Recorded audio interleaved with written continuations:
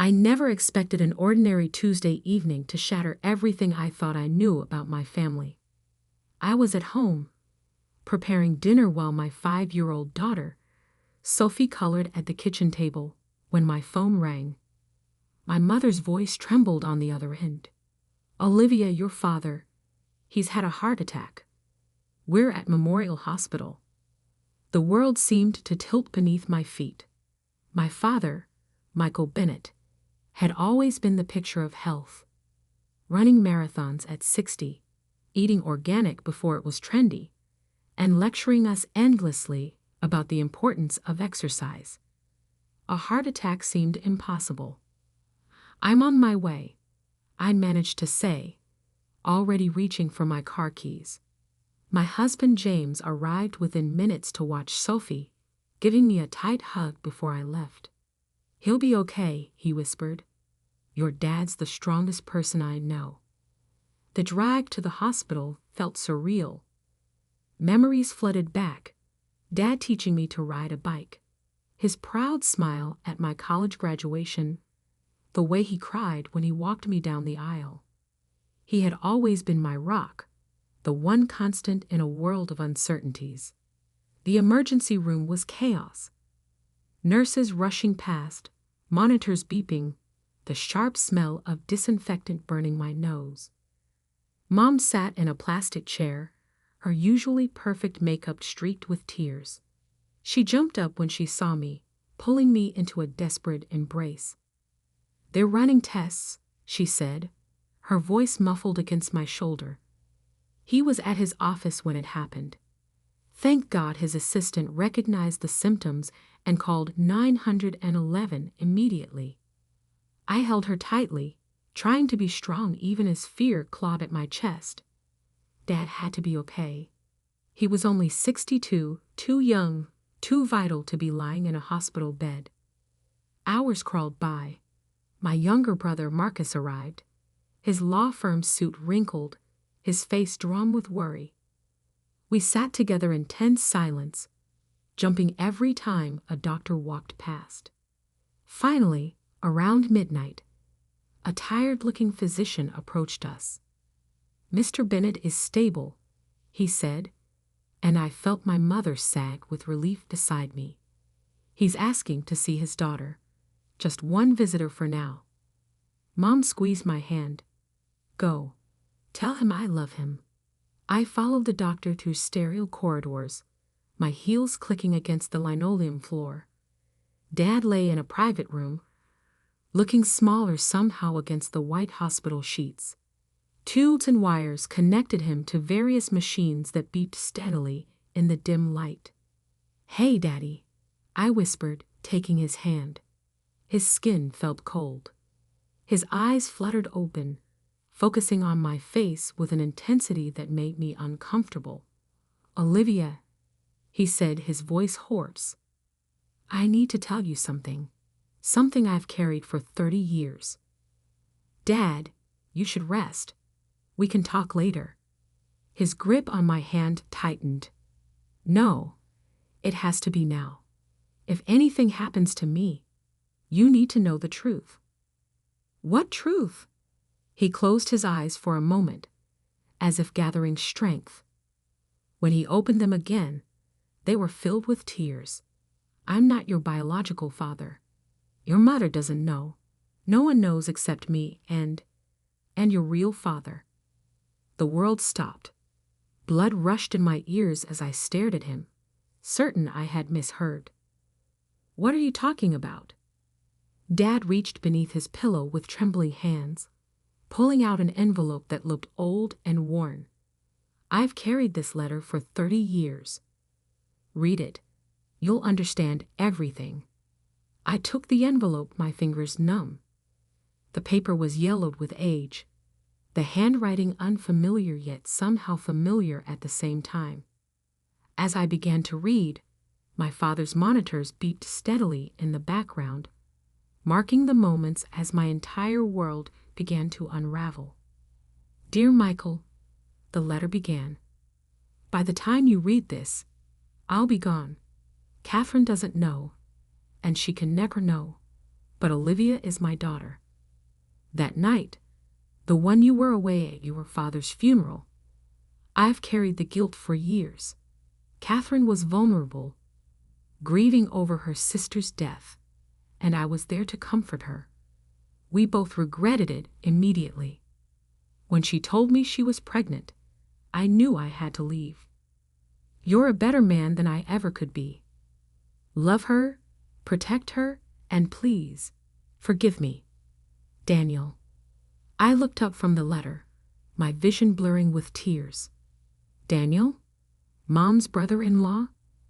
The one who disappeared after Aunt Sarah died. Dad nodded slowly. Your mother was devastated when Sarah died. I was away, dealing with my father's funeral arrangements. Daniel was there for her. And they made a mistake. One night, that's all it took. My mind raced, trying to process this impossible revelation. Daniel had been married to my mother's sister, Sarah. After Sarah died in a car accident, he had vanished, leaving behind a successful law practice and countless unanswered questions. Mom had always spoken of him with a mixture of anger and sadness, calling him a coward for running away when the family needed him most. But how did you know? I stammered. Did he tell you? Dad's fingers played with the edge of his blanket. No. The letter arrived 9 months after that night, just a week after you were born. I found it in our mailbox. No return address. I recognized his handwriting immediately. And you never said anything for 30 years? What good would it have done? Dad's voice was tired, but firm. Your mother was happy. You were perfect. This beautiful baby girl who looked at me with such trust. I made my choice that day. I burned the envelope, but I kept the letter. Just in case. In case of what? In case something happened to me. You deserve to know the truth about where you come from. But Olivia, his grip on my hand tightened again. This doesn't change anything. You're my daughter in every way that matters. I sat there, letting the tears fall freely now. Every memory of my childhood seemed to shift and reshape itself. Dad teaching me to ride a bike, his patience as I struggled with math homework, the way he beamed with pride at every school play and piano recital. Had he looked at me differently, knowing I wasn't his? Had he searched my face for traces of another man? Does Marcus know? I asked suddenly, thinking of my younger brother. Dad shook his head. No one knows except me, and now you. A nurse appeared in the doorway. I'm sorry, but Mr. Bennett needs to rest now. I stood up, my legs shaking. The letter felt like it was burning a hole in my pocket. I'll be back tomorrow, I promised, leaning down to kiss his forehead. Olivia, he called as I reached the door. Whatever you decide to do with this information, know that I love you. I've loved you since the moment I first held you, and nothing will ever change that. I nodded, unable to speak, and fled into the hallway. Mom and Marcus looked up expectantly as I approached the waiting room. How is he? Mom asked, reaching for my hand. I looked at her face, the face of a woman who had no idea that her 3-decade-old secret was about to surface. She had no idea that her moment of weakness with her dead sister's husband had created me, or that her husband had carried this burden alone all these years. He's resting, I said quietly. The doctors say he'll be okay. But nothing would ever be okay again. As I drove home that night, the letter safely hidden in my purse, I knew that this was just the beginning. The truth had been set free, and its ripples would touch every corner of our lives. When I finally crawled into bed beside my sleeping husband, I couldn't stop thinking about choices. The choice Daniel made to run away, the choice my father made to love another man's child, and now the choice facing me. What to do with a truth that could destroy my family? Sleep eluded me as questions tumbled through my mind. Was Daniel still alive? Did he ever think about the daughter he abandoned? And most importantly, should I tell my mother the truth about what happened that night 30 years ago? Or should I protect her the way my father had chosen to do?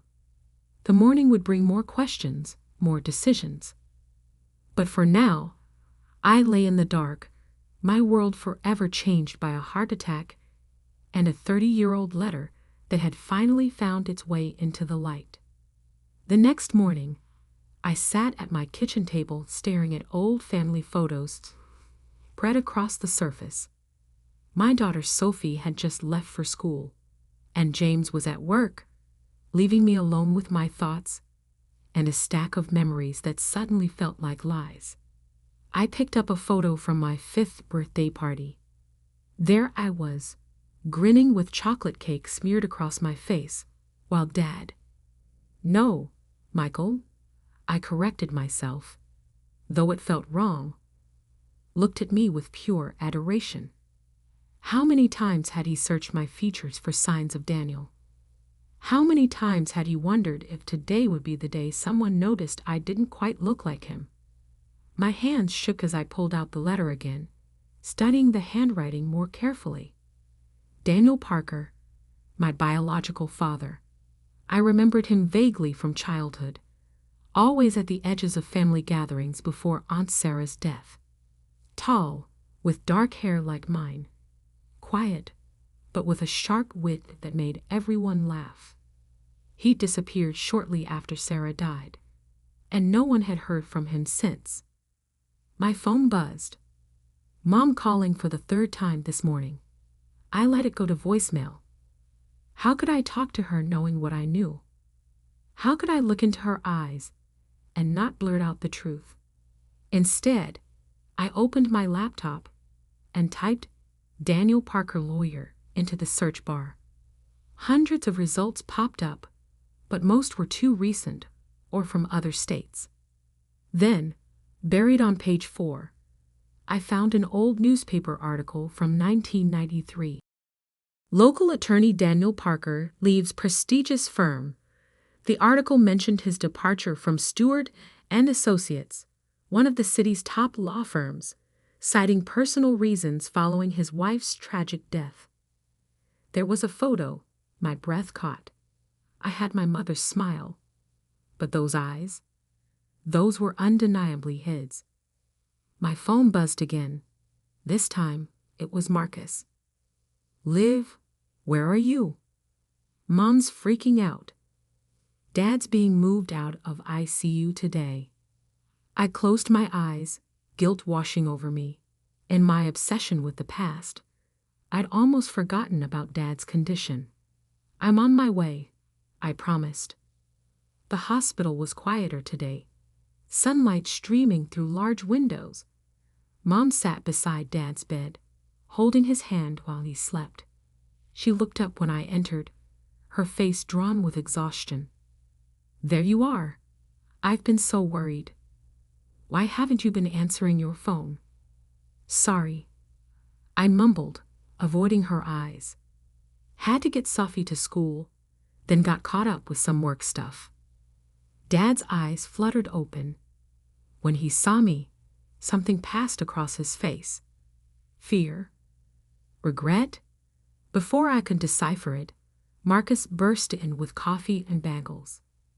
Breakfast for everyone, he announced cheerfully. The doctor says Dad can start eating normal food today.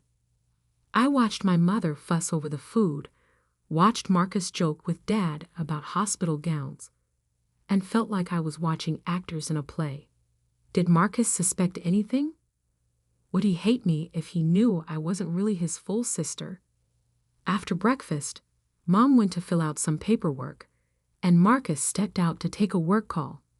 Finally, alone with Dad, I pulled out the letter. I need answers, I said quietly. Real ones. Dad sighed, looking older than I'd ever seen him. Ask me anything.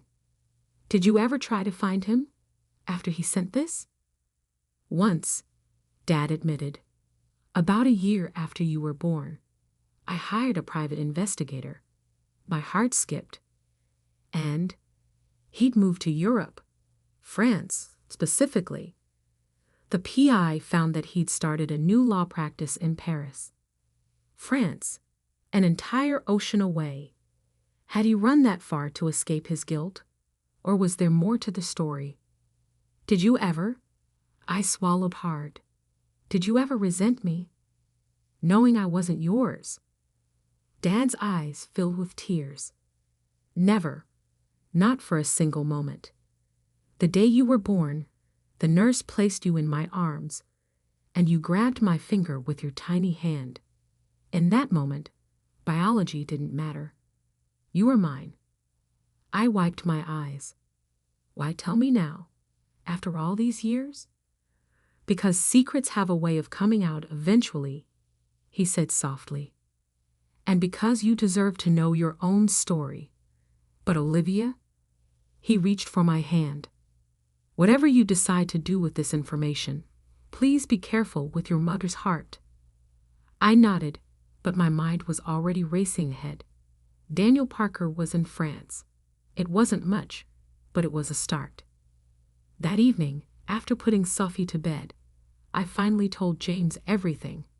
He listened without interrupting, holding me as I cried. What are you going to do? He asked when I finished.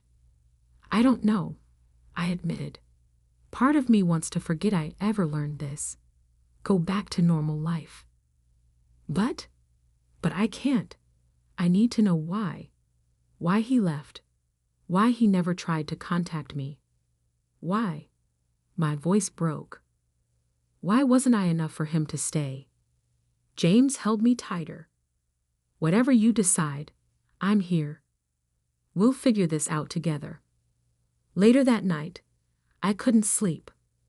I got up and went to my home office, opening my laptop. My cursor hovered over the search bar for a long moment before I typed. Flights to Paris. The next morning, I arrived at the hospital early, before anyone else.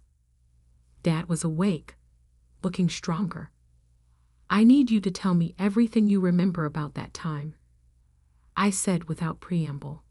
About Daniel, about Mom, about what happened after Sarah died. Everything. Dad was quiet for a long moment, then began to speak. It was a difficult time. Your Aunt Sarah's death was sudden, a car accident on a rainy night. Your mother was devastated. They were so close. I had to leave for my father's funeral 2 days later. I didn't want to go, but he trailed off, lost in memories. Daniel was different after Sarah died, withdrawn, angry. He and Sarah had been trying for a baby when she died. I think that made it harder. Did you ever suspect? About him and Mom? Dad shook his head. Never. Not until the letter came. Your mother was so happy when she found out she was pregnant. She thought it was a miracle, given how long we'd been trying. My throat tightened. You never tried for another baby after me? We did, actually, but it never happened. Now I wonder if... He stopped, pain crossing his face. If you couldn't have children at all, I finished softly. If that's why Mom never got pregnant until... Dad nodded. It doesn't matter now. You were all I ever wanted. I pulled out my phone, showing him the flight itinerary I'd been looking at. His eyes widened. You're going to look for him. I have to, I said, even if it's just to understand why. He was quiet for a long moment. There's something else you should know. The PI. He found more than just Daniel's location. My heart stopped. What do you mean? He had another family in France. A wife, 2 daughters about your age now. The room spun. Sisters. I had sisters. Does Mom know about any of this? A new voice asked from the doorway. We both turned to see Marcus standing there, his face pale.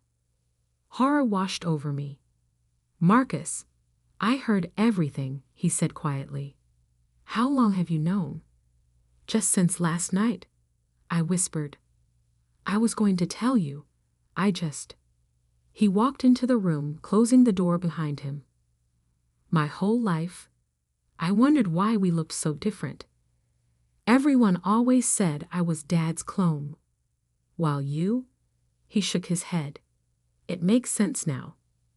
Marcus, please. Does it matter? Dad interrupted. Does it change anything about who we are as a family? Marcus looked at him for a long moment, then at me. No, he said finally. It doesn't change who you are to me, Liv. You're my sister. Period. Relief flooded through me as he pulled me into a hug. Over his shoulder, I saw Dad smiling, tears in his eyes. So, Marcus said as we pulled apart, when are we going to Paris? I blinked. We? You didn't think I'd let you do this alone, did you? Besides, he grinned, I've always wanted to see the Eiffel Tower. Looking at them both, my father who chose me, and my brother who didn't care about DNA, I felt stronger. Whatever we found in France, whatever truths were still hidden, we would face them together. But first, we had to deal with Mom. And that conversation would change everything. Telling my mother the truth was the hardest thing I'd ever done. We chose to do it at home, after Dad was discharged from the hospital. Marcus and I had spent days planning how to break the news gently. But when the moment came, all our careful preparations dissolved into tears and trembling hands. Mom sat on her favorite armchair, Dad beside her on the couch, while Marcus and I perched nervously on the ottoman. The letter felt heavy in my pocket, like a time bomb waiting to explode. Catherine, Dad began, his voice steady despite his pallor. There's something we need to tell you. Something I should have told you 30 years ago. Mom's face changed instantly. That sixth sense that mothers have telling her something was terribly wrong. Michael? What is it? I pulled out the letter with shaking hands. Mom, this came for Dad, right after I was born. She took it, confusion evident on her face as she unfolded the paper. I watched her eyes move across the words, saw the exact moment understanding hit her. All the color drained from her face. No, she whispered. No, this isn't. This can't be. Mom, I said softly, reaching for her hand. She yanked it away. This is a lie, she said, her voice rising. Daniel? How dare you? How dare you suggest? The night at Sarah's house, Dad said quietly, when I was away at my father's funeral. Mom stopped breathing. Her hands flew to her mouth as 30-year-old memories crashed over her. Oh God, she choked out. Oh God, no. The room fell silent except for her muffled sobs.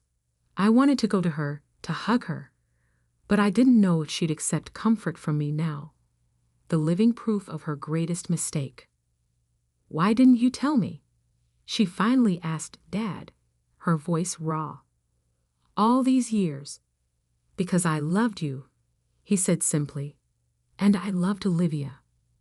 Nothing else mattered. Mom turned to me, really looking at me perhaps for the first time. Your eyes, she whispered. I always thought they looked like Sarah's, but they were his, weren't they? I nodded, tears falling freely now.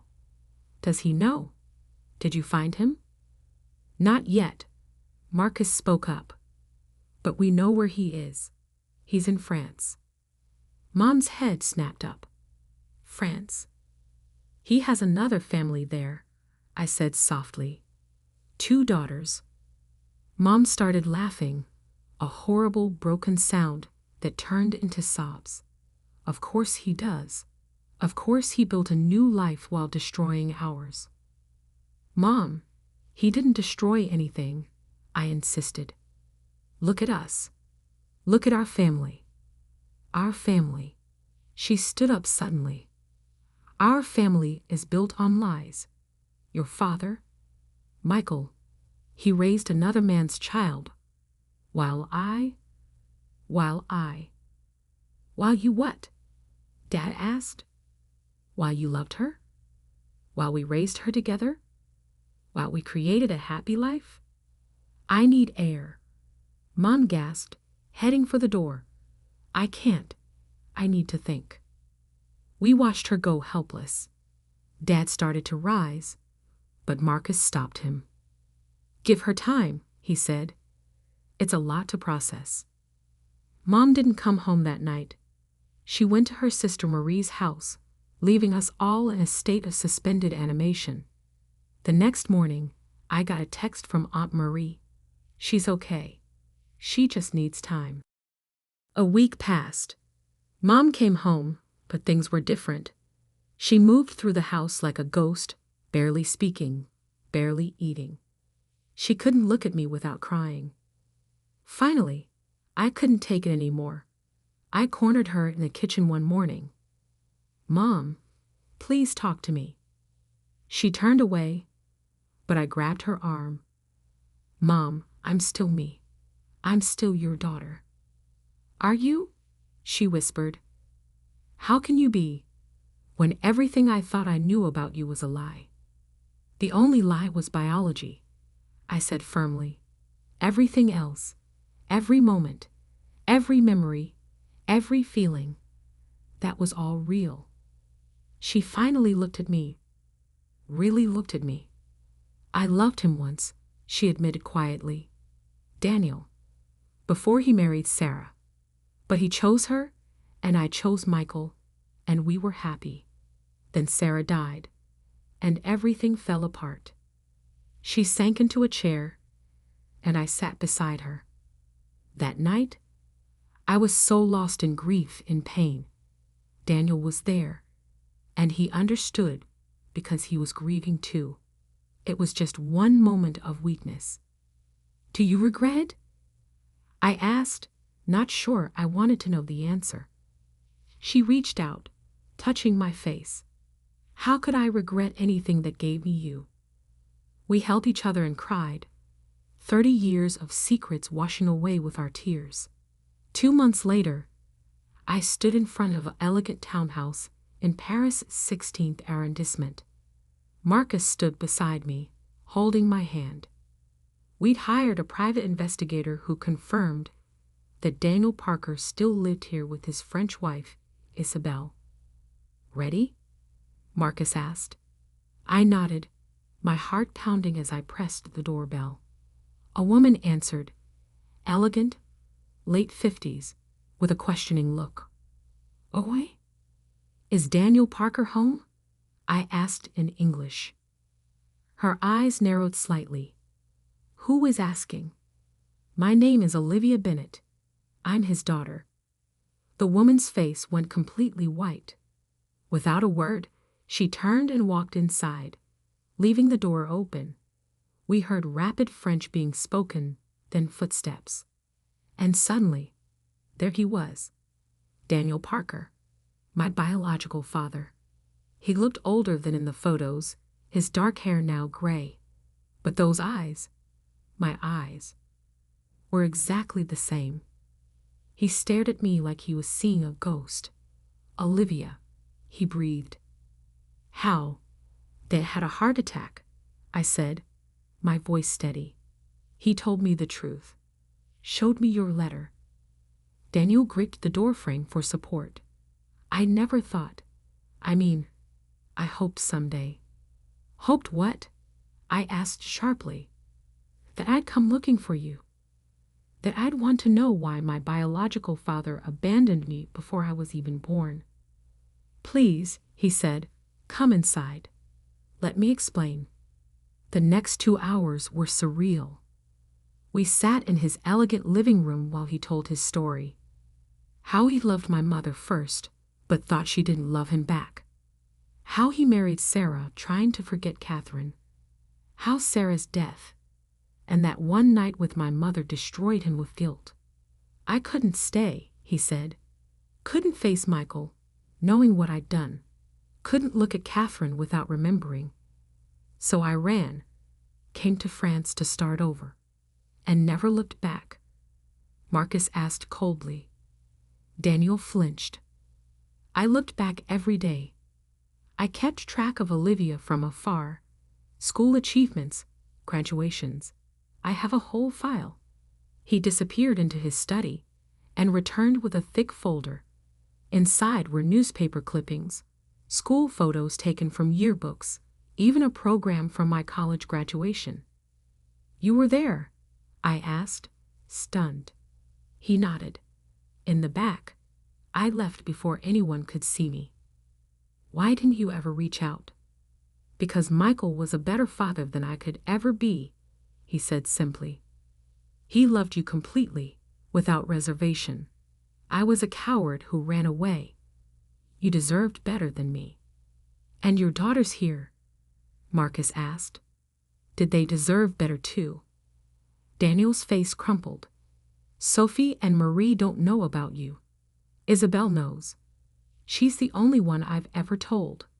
I've spent 30 years trying to make up for my past mistakes by being the best father I could be to them. As if on cue, the front door opened and 2 women about my age walked in, stopping short when they saw us. Papa, one of them asked. Qui sont-ils? Daniel looked at me, a question in his eyes. I nodded slightly. What followed was another hour of explanations, tears, and revelations. My half-sisters were shocked but not hostile. They asked questions, shared photos, tried to bridge 30 years of separation in a single afternoon. Before we left, Daniel pulled me aside. I know I have no right to ask anything of you, he said, but I'd like to be part of your life now, if you'll let me. I looked at him, this man who helped create me, then vanished, who loved me from afar, but never had the courage to face me, who built a new family while abandoning his old one. I have a father, I said quietly, a real one, who chose me every day for 30 years.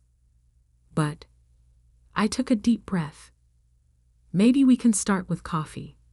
Sometimes, get to know each other. His eyes filled with tears as he nodded. The flight home was quiet, both Marcus and I lost in our thoughts. When we landed, Mom and Dad were waiting at the airport. One look at our faces told them everything. Did you find what you were looking for? Dad asked as he hugged me. I held him tight, breathing in the familiar scent that meant safety and love and home. Yes, I said. I found out where I came from, but more importantly, I found out where I belong. Mom stepped forward hesitantly. Over the past 2 months, we'd begun to heal, to rebuild our relationship on a foundation of truth rather than secrets. And where is that? She asked softly. I looked at them, my mother, who gave me life, my father, who chose to love me, my brother, who stood by me through everything. Right here, I said, with my real family. 6 months later, we all gathered for Christmas. Mom, Dad, now fully recovered. Marcus and his girlfriend, James and Sophie. And yes, even Daniel, who flew in from Paris with Sophie and Marie. It was awkward at first, decades of secrets and pain sitting heavily between us. But then Sophie, my beautiful, innocent daughter, climbed into Daniel's lap and asked him to read her a story. And somehow, watching my biological father bond with my child while my real father looked on with a smile, I realized that family isn't about blood or biology, or even choice sometimes. It's about love. It's about forgiveness. It's about the courage to face the truth and the strength to rebuild from its ashes. Dad's heart attack had shattered our family's foundations, bringing 30 years of secrets into the light. But from those broken pieces, we built something new, something stronger, more honest, more real. And in the end, isn't that what family is really about?